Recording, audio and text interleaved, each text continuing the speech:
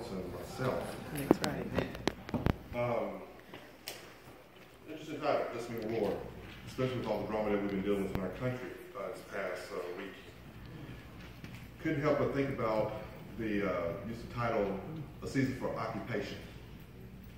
Coming out of First Samuel, 17th chapter, and going to pick a few areas, but it's very interesting because in the 17th chapter of Samuel, there is a war going on. Mm-hmm. Israel is at war with the Philistines. And young David, just before he became king, ended up showing the world what God had in store for him to make a difference in this world. Just like our young people. Your age does not matter.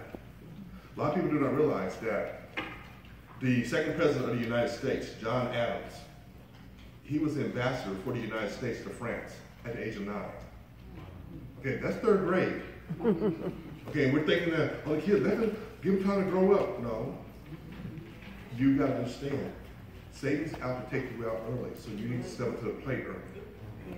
Okay, and you need to be willing to take a stand for Christ and speak boldly for Christ. That's it. But there's 3 truths I wanted to bring out as to what these scriptures had to say, and this is for everyone.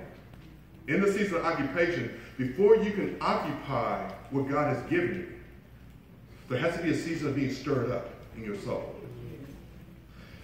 The background to David was, he was a shepherd's boy, tending to the sheep. And then one day he came in, knowing that Israel was at war with the Philistines. His dad told him to take some food to his brothers, his older brothers, and check on them, see how things were going in the war. He does that. And in the midst of getting the food to his brothers, and keep in mind, Israel had been in war for 40 days with the Philistines. And basically, it wasn't out of war, it was being called out. Okay, or as young people say, somebody's going to show shade at you. Okay? This person by the name of Goliath had a whole army of Philistines come up to this ridge, and down in the valley, come up the valley of the shadow of death. I thought it was very interesting he brought that out. But Israel came to the edge, the other ridge, on the other side, and Goliath went down to the valley. He was calling Israel out. You bring somebody to me, and if they kill me, then we'll serve you. If I kill him, then you all serve us. Israel was scared. But what happened was, this particular day, young David heard that challenge, stirred his spirit. He watched his countrymen run back. He looked back and was like, really? You scared of this? This man? You got to understand, when it is your time to take a stand for Christ, you will not be afraid to take a stand for Christ. David said, so what will happen if I take down Goliath? King Saul said, give you tax-free housing, give you my daughter as a wife. David's like, that's not a good deal. So in this time, this season of being stirred up, David remembered what God had done for him in the past. That's something for all of us to remember. Because as David started getting ready to battle, he started realizing the season of preparation had already taken place before. So he was stirred up. He started realizing the season of preparation had taken place before, because he started to remember that God had delivered him from the hands of a lion and from the hands of a bear. Yes. So he looked at Goliath like, I fought something far more worse than you. And you talking about hurting my countrymen? I know who has my back. God has your all's back. You all take a stand for God. And you do not back down. That season of preparation has been prepared for you from the time you've been in this church, from the time you've been around your parents, and they have poured wisdom into you. You are expected to execute that.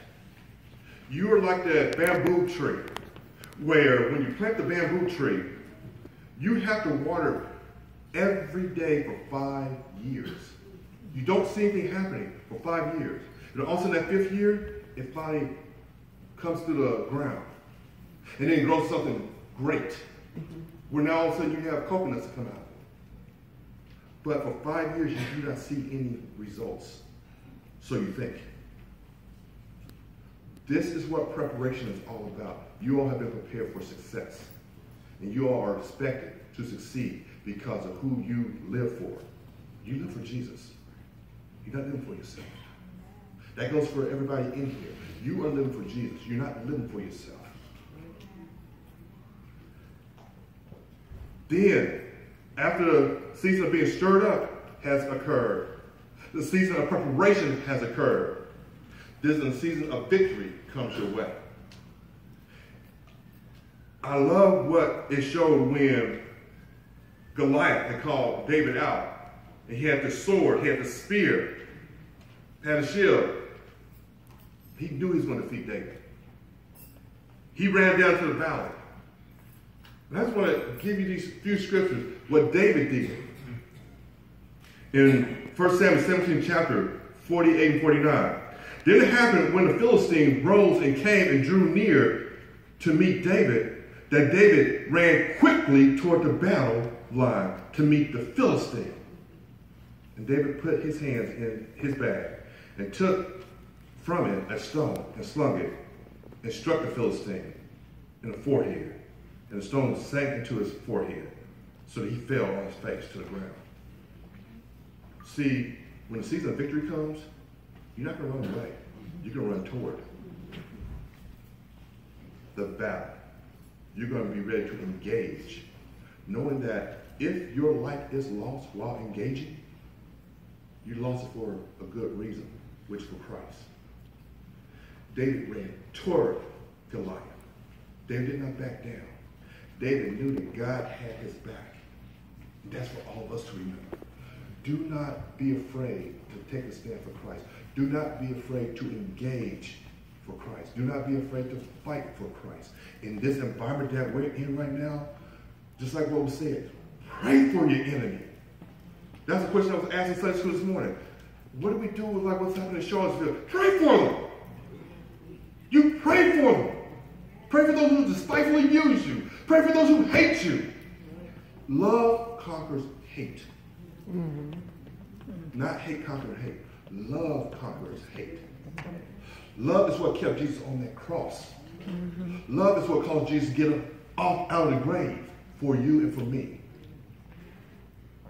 Love is what gives us victory today because we love Jesus the cross. Your season of occupation has come. Take it. You run with it. Do not be afraid to step up for Jesus Christ. Satan has come here to kill, steal, and destroy. Mm-hmm. He's wreaking havoc on you all as young people. He's wreaking havoc on our men in this city, in this world. That's right. But God is raising up a generation, which you all are, to take a bold stand for Jesus Christ. That's right. Remember who won the victory. Remember, as you study the scriptures and you start finding out that Satan convinced 1/3 of the angels to follow him out of heaven.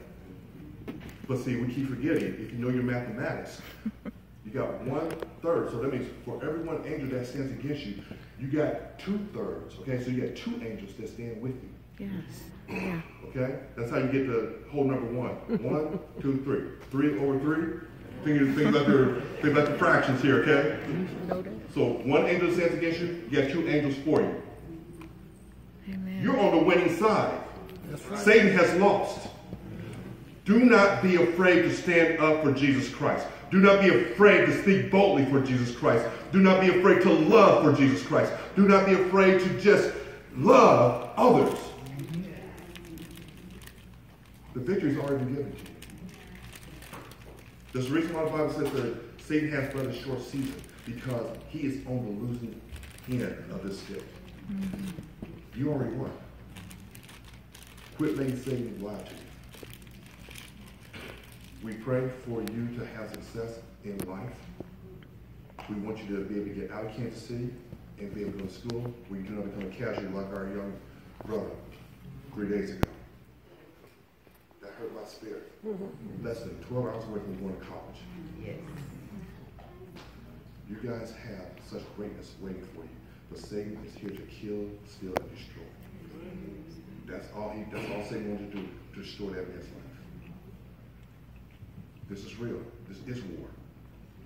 And if you think that you can stay on the sideline or keep your head tucked down and kind of walk through with life, Satan's like, no, I've already won because I got you defeated. You're subservient to me.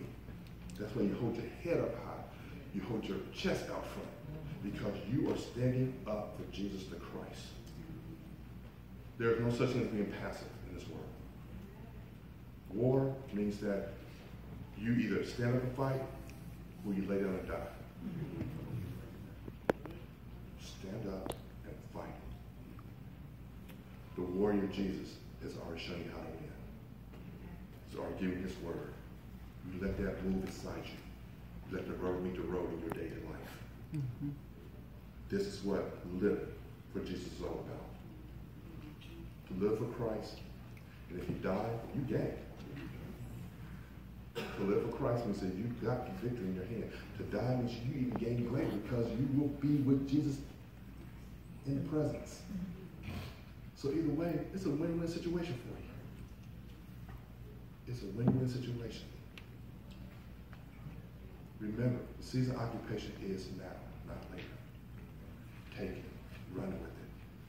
Stick with Jesus because he has stuck by you. He will stick to you closer than a friend would, closer than a brother ever would. He chose you before you chose him. Mm-hmm. Keep that in mind. Amen. Anybody who is wanting to give their life to Jesus, come.